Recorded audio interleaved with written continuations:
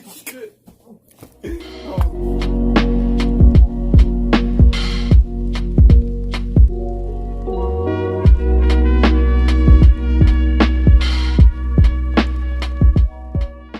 What's up, y'all? Welcome back to another reaction, and today we're going to be reacting to When Boondocks Said What We All Were Thinking by Comedy Hype News.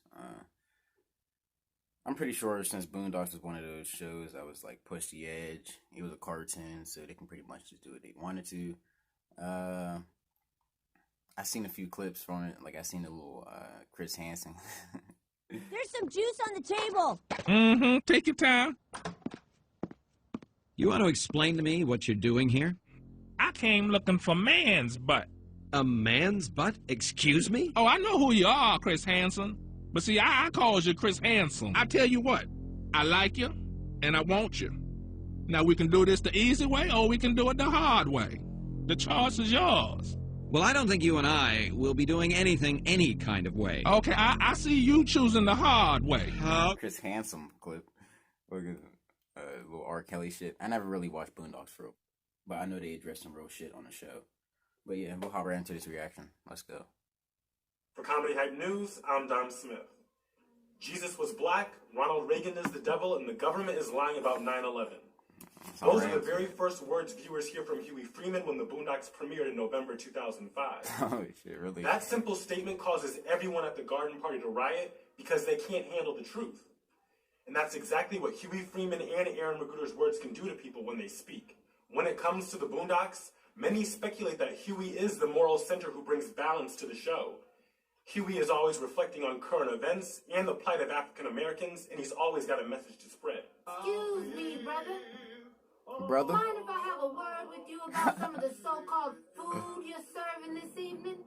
Creator of the Boondocks, Aaron Magruder, uses the main character as a lens to provide his own commentary on How old is America, he? politics, and black I culture. thought I'd be an older dude that created He's also the been outspoken towards his feelings of media representation of blacks, political leaders, and media figures.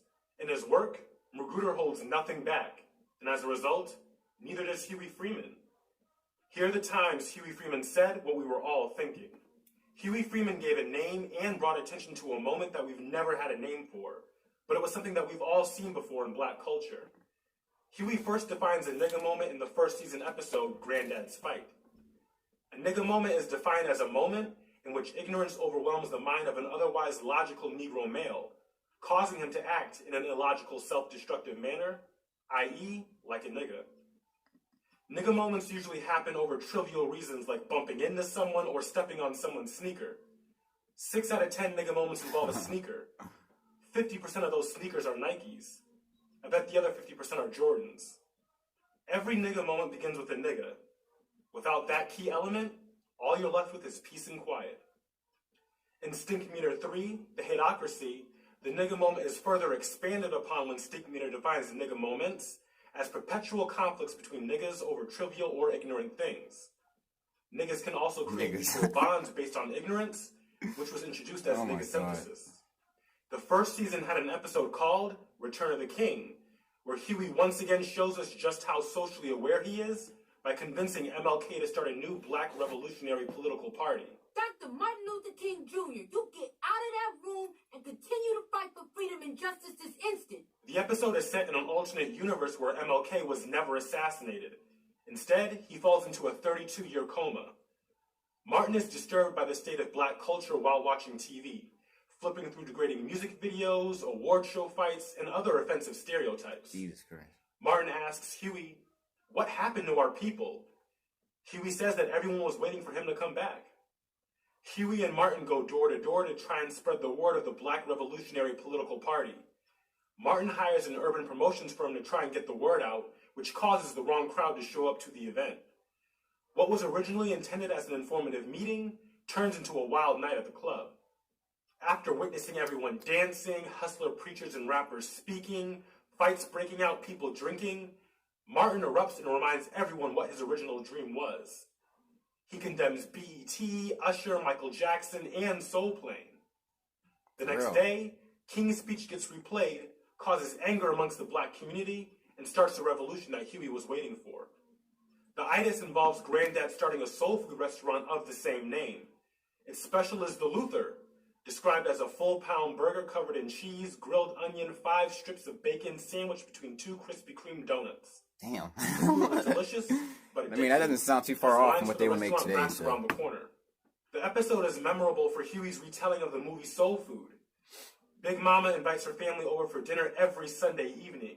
In the movie, Big Mama suffers a stroke during an operation to amputate her arm. It demonstrates Huey's awareness of how eating fried foods on a regular basis can kill you.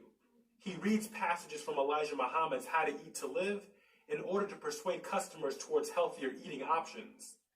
Aaron Magruder even makes sure he sneaks in a direct commentary on why this affects us so much. All African American slaves had to eat was the parts of the pigs the slave masters wouldn't eat. But that was a survival technique, I said.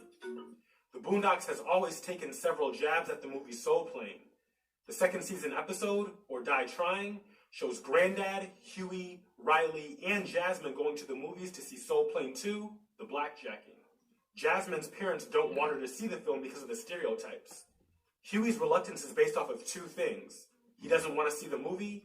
That's funny, because I just watched Soul Plane a few days ago. It's free on YouTube now. Now, since I'm older, I can see what they're talking about, like the stereotypes, but I never even watched it thinking about that. Like, I just thought it was a funny-ass movie. I mean, there's always a deep reason behind most things be fun, comedic, or funny. And he never thought the first Soul Plane was funny either. Now, the first Soul Plane was funny. Not as funny as a lynching. Oh, hush, boy, you ain't even see it. I've never seen a lynching either, but I know they're not funny. While watching the movie, Damn. Huey can't take much more of it, so he attempts to make his way to the projector room and destroy the film. It appears that Huey thinks Soul Plane has the same effects on black people that BET has, which creator Aaron Magruder has also been very vocal about. BET is what it is. Everyone knows what it is. It's like, the question is, what are we going to do about it, you know? Because it's, you know, I can't talk too much more about BET. Aaron Magruder is no stranger to criticizing BET. Before the show, the comic strip did it on a frequent basis.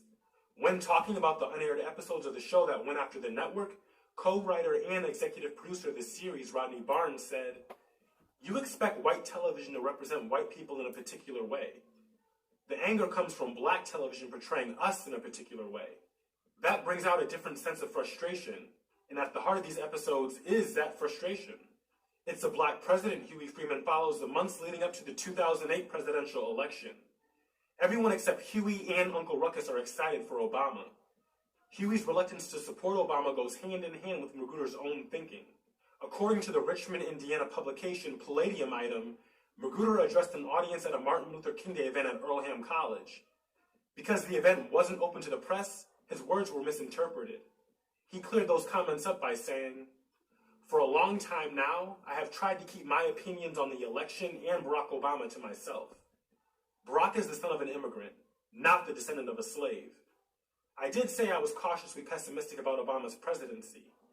Let us not forget that on the eve of the election, we witnessed a near $1 trillion robbery of the U.S. Treasury. That robbery is still taking place.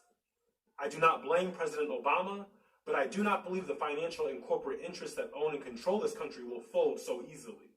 I do not question the integrity of the man as much as the power of his office, which I believe has greatly diminished over the years." Yeah, bro, like I said in my last video where I talked about Obama and how when he got into office, he didn't really even do anything for black people. He never even said he was going to do anything for black people. But you see that we've done a lot for other groups, specific groups of people. How those things have been so forward and fast, how they're ready to push those. But whenever we have a problem, whenever black people have a problem, they're not ready to address those. I believe the Federal Reserve Bank, the military-industrial complex, and the massive corporate interests that run this country have more power than our new president.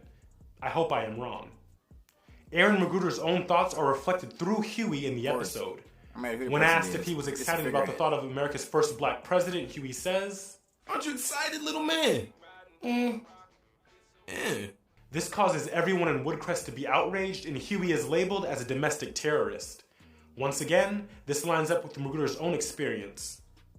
After 9/11, I witnessed most of this country become obsessed with squashing dissent and silencing critics. I hope this election does not turn Black America towards this same fascist mind state, but I am already starting to see it, and it saddens me greatly. I absolutely wish our new president and his family success and safety, but after all I have witnessed in my lifetime, and especially in the last 8 years, I am not ready to lay down my skepticism or my outrage for this government. To do so would be unwise and, ironically enough, anti-American. Whether we see Huey ranting about R. Kelly or the dangers of BET, the similarities between Magruder and Huey are nearly impossible to ignore. The New Yorker even referred to Huey as Magruder's alter ego. Magruder has things he wants to say to his audience, and Huey Freeman is the perfect vehicle for that. Stay up to date with the latest news and comedy by subscribing here to our YouTube channel, and follow Comedy Hype across all social media. For Comedy Hype News, I'm Dom Smith. That was fire. I'm going to watch Boondocks, because I never really even got into the show for real, but I'm going to watch it. But yeah, if you enjoyed this reaction, let me know down in the comments. Let me know if you want to see more videos like this. I enjoyed this. I think I really enjoyed this video. So yeah, let me know. Make sure you hit the like button, subscribe, and share. Thank you for watching LBB, and I'll see you next time. Peace.